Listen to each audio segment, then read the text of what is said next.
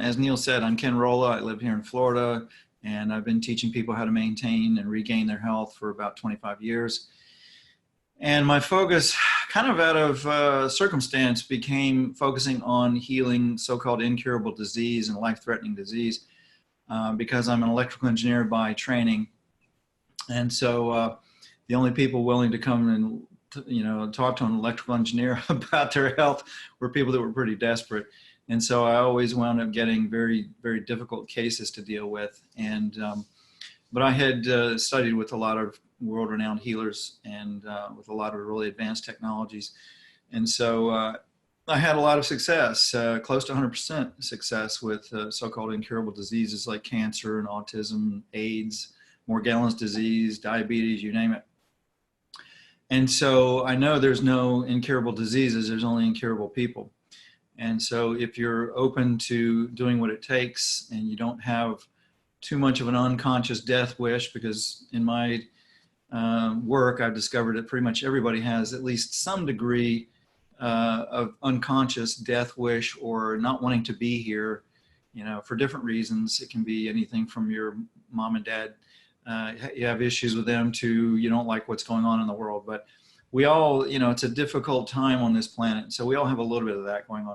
But so one of the techniques I teach is how to clear that stuff and then do the physical stuff to get healthy. So we're going to talk about that today, and we're specifically going to talk about staying healthy amidst this era of GMOs, genetically modified food and organisms, including bacteria, nuclear fallout from Fukushima, Chernobyl, and other sources. There's been over 2,000 atomic bomb tests over the years, et cetera, et cetera.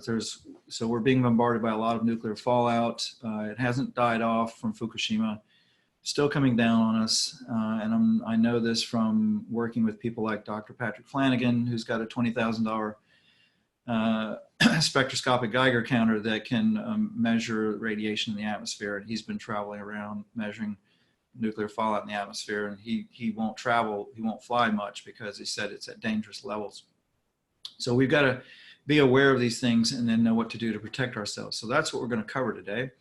So without further ado, let me get my slides going on here and we'll get going. Let's see here. Okay. Alrighty, so I'm going to hide this Q&A. I don't know if you guys can see the Q&A thing, but I'm going to hide that for now. Okay. All right. Now, okay, so I'm going to be flying over some of this stuff because I like to focus on solutions rather than point out the problem. There's plenty of people pointing out the problem, and most of the people on this webinar probably already are familiar with geoengineering and GMOs and that kind of stuff. So I'm not going to spend a lot of time convincing you that it's not a conspiracy theory. Sometimes when I speak to the general public, I have to spend time showing them that this is not just a conspiracy theory, because that's what a lot of people think. But at any rate, since I'm going to be going kind of fast, of course you can review this video later, but I'll also have these slides available for download on my website at downloads.freshandalive.com. And also some of the stuff that I mentioned in there, some of the supporting details will be found at radiationlinks.freshandalive.com. Staying healthy in an era of biowarfare, GMOs, and geoengineering. Now, let me get, okay. All right. So,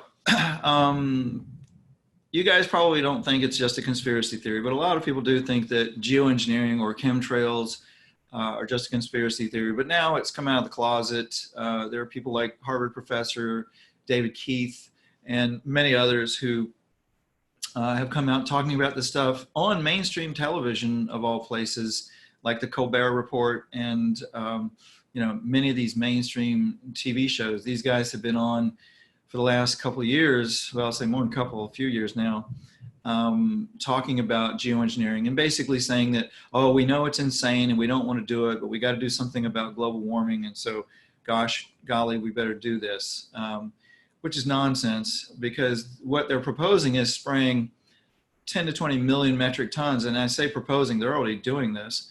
spraying 10 to 20 million metric tons of metal aerosols or finely powdered metals that contain aluminum, barium, and strontium, and sulfur, and sometimes other things, sometimes acids, into the atmosphere around the world each year. And that's an astronomical amount of toxins to be going into the environment. They say that they're mimicking what volcanoes do by blowing ash into the atmosphere and shielding the Earth from the sun's rays and therefore cooling the Earth. My question is, okay, why don't you just spray rock powders, which have no negative side effects? When volcanoes send ash into the atmosphere, this ash is very high in monoatomic elements, which we're going to talk about, which are very, very regenerative and healing for plants and us. And it has no negative side effects other than maybe getting in the way of air lanes when, air traffic's flying, but that's about it. But spraying these heavy metals into the atmosphere is toxic as all get out, which we're going to cover. And it just doesn't make any sense unless the goal is other than what's being stated, which is what I believe. And I don't just believe that blindly reading stuff on the internet. I come into contact with CIA people, NSA people, and other people in the know that tell me what's going on. Now, the good news is it's against the law to be doing this. Public Law 105/85 states that there are restrictions on the use of human subjects for testing of chemical or biological agents.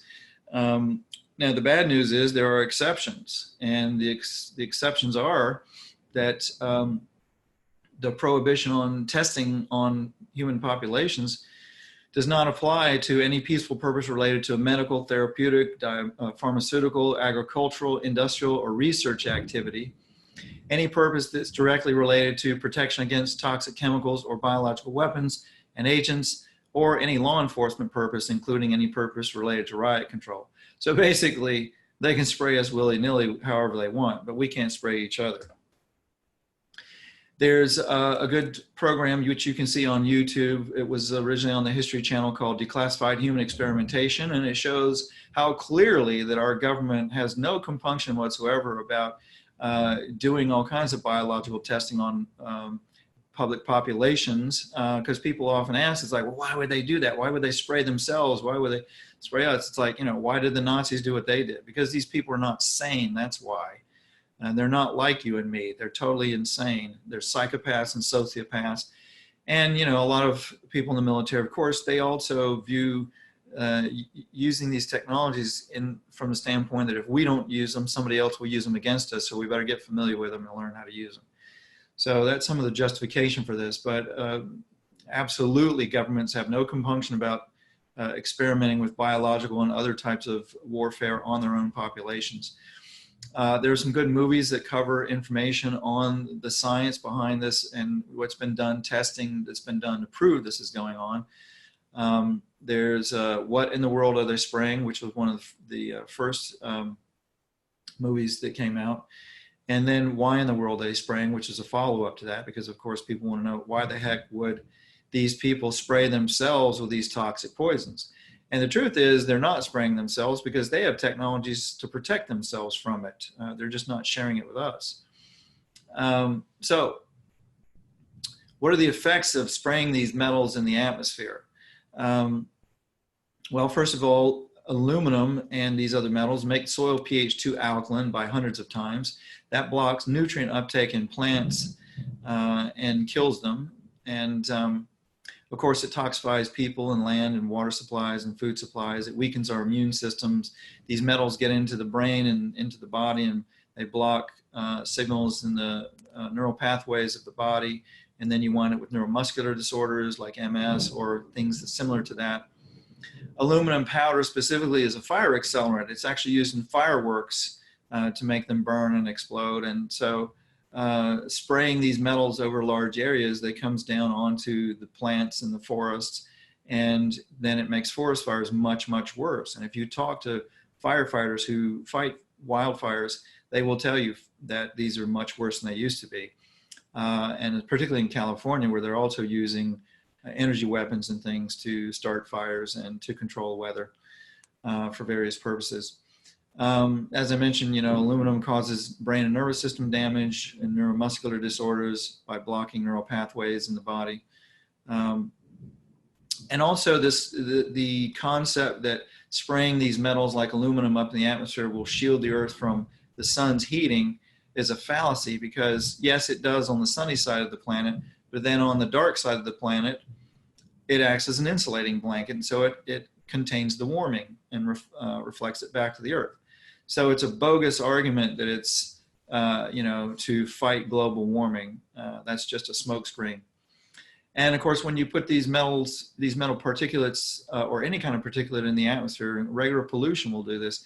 It changes the ionic charge in the atmosphere, and that creates severe weather of all kinds: droughts, floods, hot, cold, you name it. So it's not improving the weather or improving the climate, it's damaging it big time and making it much more extreme and throwing it out of balance. Now, what are the agendas? Of course, behind all of these things, there's always the profit motive. And David Keith, for example, at Harvard, has a company, a geoengineering company, that sprays these metals in the atmosphere. And he stands to make billions of dollars from this if it's widely adopted, which it has been. It's just been covert. But if it's publicly adopted by governments widespread, which increasingly is the case, he stands to make lots and lots of money, as do others involved in this. Now, also from talking to people in the know in intelligence agencies and military, there's also appears to be an agenda to reduce population with this. We already have a weaponized food supply with GMO food and a weaponized healthcare system, so-called healthcare system, with pharmaceuticals that don't get people well but kill them off and make them sick. And this is a part of that population reduction program. It's designed to keep people sick and make them die off earlier. Now, another interesting agenda is to make profit on commodity and stock market speculation by engineering the weather. It turns out that you can actually invest in weather futures on the Chicago Mercantile Exchange. And so many companies now are doing this, including agricultural companies. They are actually betting against their own crops, so that if their crops fail due to weather, they can actually make more money on these weather futures than they would if their crops succeed. So there's increasingly less incentive for these agriculture companies to produce a viable, nutritious crop. And of course, there's political agendas. But if you can control the weather and manipulate the weather of another country, then you can control their politics by threatening to cause them weather extremes that can cause droughts and such, that can cut off their food supply, etc. And that is being done. That's being used, which we'll talk about more. And there are also other agendas. Transhumanist Ray Kurzweil mentions that one of the goals of having GMO food is to not just to have GMO crops, but actually to make all of the plants on Earth be GMO, so that basically those that own the patents for them can own and control them and restrict access to us to these plants, and of course make huge amounts of money with it. Now again, this is not a conspiracy theory. Geoengineering, you can actually get a PhD in it now. They've got degree programs at Oxford University and Harvard University and other universities in geoengineering and the science and governance of it. There are lectures taking place on university campuses on this stuff and in public conferences. NASA is funding research into atmospheric and space-based geoengineering.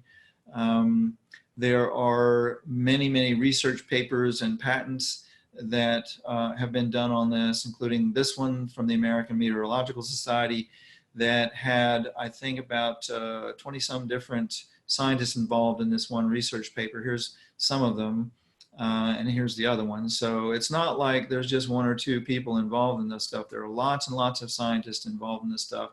They're familiar with it, know about it. It's becoming much more widely known and much more public. Our good friends at the Council on Foreign Relations have had workshops on planetary scale geoengineering and various different workshops and papers and such Governments, including the US Congress and the UK Parliament, have had meetings on this, and collaboration between countries on geoengineering. Science journals are discussing not only the methods of geoengineering, but how to shove it down the public's throat, basically by manipulating public sentiment around geoengineering, because it's so patently, obviously toxic and stupid that they've got to basically mind control the population of Earth to accept this stuff by saying it's like, oh, we know this is terrible, but the other alternatives are worse, which is complete bunk, because I've worked with technologies, and there are plenty of other people who have worked with technologies that could solve all of these problems of pollution and warming, et cetera, et cetera. And we'll talk about more about that. But, you know, back in the 90s, I worked with free energy technology that could run everything on this planet non-toxically and clean up the pollution, including the nuclear fallout. So this, and believe you me, our government and scientists know about this very well, because I was at a presentation at a demonstration of a free energy device with a man named Ewell Brown, who developed this water fuel technology. And he did a demonstration running this generator on water and neutralizing radioactivity with several different Department of Energy officials and US senators. And the DOE officials absolutely refused to believe that it would work, even after seeing it with measurement and instruments measuring it right in front of their own eyes. And the senators got very excited about it and wanted to bring it out to the public, and they got squashed. So this is why you're not seeing alternatives to this other than these bogus sham population reduction methods that they're trying to pawn off on people as the evil necessities. So also the atmospheric radiation measurement program, which is a part of the Department of Energy, was commissioned to develop highly instrumented ground stations to study cloud formation, etc. They've got papers on this, indirect and semi-direct aerosol campaigns. The Air Force, this is amazing to me. This is a public document you can actually download. If you go online and just Google owning the weather by 2025, you'll find the link to download this 1996 Air Force research papers, 57 pages long. And they explicitly state, and make no bones about it, that they want to control the weather globally by 2025 for warfare purposes. So, you know, there you go. There are conferences being held on climate engineering and geoengineering, and have been for many years. There are different institutions around the world that are having meetings and agendas and papers about geoengineering. Geoengineering Watch has done a really good job of documenting what's been going on with geoengineering, including over 300 patents on these technologies, because if these technologies really exist, even though a lot of the patents may go, they may go black because they may be classified, there's still hundreds that are public. And so geoengineeringwatch.org has done a good job of listing these patents, so you can look at them and see they make no bones about it that they want to control the weather, etc. Used to be that you could Google this stuff like regulation of geoengineering and pull up all kinds of interesting stuff, but Google has censored a lot of it now. So instead use uncensored search engines like DuckDuckGo or Startpage or things like that. But you know, when was the last time you thought to Google regulation of geoengineering, right? It's like you have to know what words to search for to find this stuff, but it's definitely out there. The UK House of Commons Science and Technology Committee, they made a report on the regulation of geoengineering. So far, nothing has been done to speak of to regulate geoengineering. And they also noted in their paper the need to work with the US Congress on this topic. So, you know, there you go. It's not like nobody knows about this stuff. It's not like our Congress doesn't know about this stuff. They absolutely do, and they've known about it for years. The National Oceanic and Atmospheric Administration, they know all about it. They've got workshops on hurricane modification using geoengineering. And that is definitely going on. I can tell you, living here in Florida, when you know what to look for, you can see the telltale signs of weather engineering on hurricanes. And I can tell you all of the hurricanes in the last 5 or 6 years at least have been engineered, because I've been watching them on live radar and live video satellite views when they come through, and they have telltale signs, which I'm going to show you how to identify, so that you'll know when weather engineering is being used on you. You can pretty much assume that it's being used everywhere, because it is. Here's another one: stratospheric injection of reflective aerosols. When was the last time you thought to Google that one, right? Well, there you go. So that's something you can search on DuckDuckGo or Start Page or whatever, and see all kinds of evidence for this stuff. Now, interestingly, who's behind this? Because you can, for example, go to websites where you can see live aircraft radar for your area or anywhere on the planet. And what's very interesting is when you look up in the sky and you see these planes spraying these chemtrails, these geoengineering trails, you can go onto these radar websites and look at the air traffic in the area, and guess what? None of those planes show up on live air traffic radar, not surprisingly at all. I've seen where there's been over a dozen planes spraying in my area, and none of them show up on radar, which means they're either military or something covert. And so, who's actually doing this geoengineering? Who's actually doing the spraying? There's some scuttlebutt about who's doing it, but basically, it may not even be military. It may be secret space programs. It may be organizations that are outside of the purview of governments, even, because there are organizations that have formed after World War II, military contractors, for example, that made weapons, made so much money from wars, and they also had the hardware and the weaponry and aircraft and spacecraft, that they formed conglomerates, and they have gone out into space in these secret space programs, and they've got very, very advanced technology, and they quite honestly have more power than governments now, including the US government. And so it may be that some of those organizations are involved in this. It's hard to say. But at any rate, one thing we do know is the Rothschilds family is involved in this. They own and control the National Weather Service modeling through their contractor Raytheon, Lockheed Martin also, which does modeling for the FAA. And so basically these defense contractors create all of the weather forecasts that we see, which are basically the scheduled weather. They decide what the weather is going to be, they engineer it, and then they broadcast it through their controlled news sources. So we never hear any truth about why the weather is the way that it is, and why you get these weird trails in the sky, etc. Instead, what they do is come up with new classes of clouds, which is an absolute joke, to try and say that these spraying patterns are new classes of clouds. But that's what's going on to obfuscate this.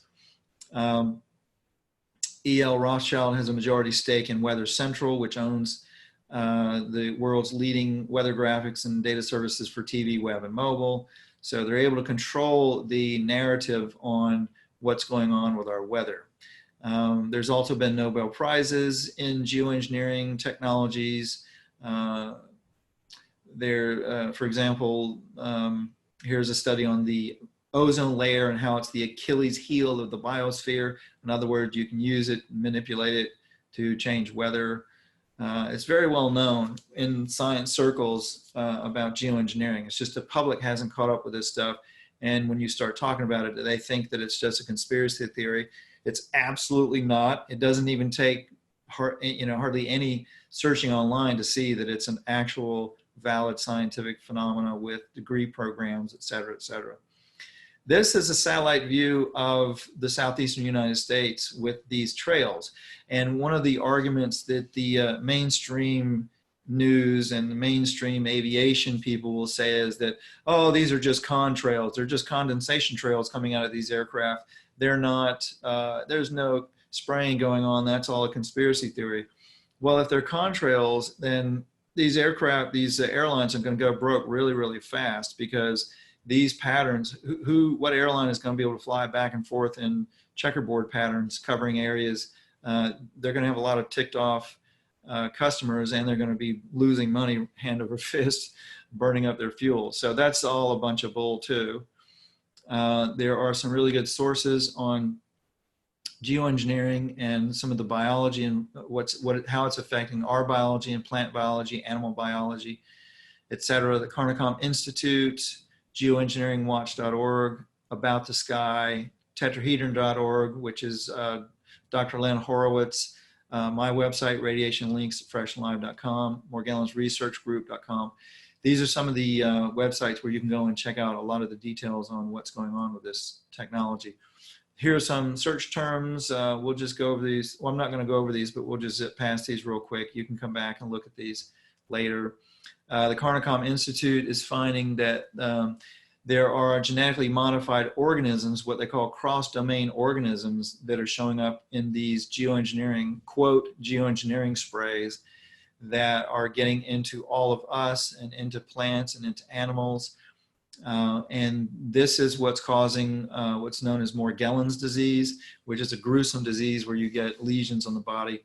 But it's also getting into our food supply. And the Carnicom Institute has done some hard science on this, showing that these GMO organisms create these weird fibers and filaments that get inside of our food and inside of our bodies. And there are ways to get them out, but and we're going to talk about that. But, you know, again, these folks are proving what's going on here, that it's not just about weather modification, it's about population reduction.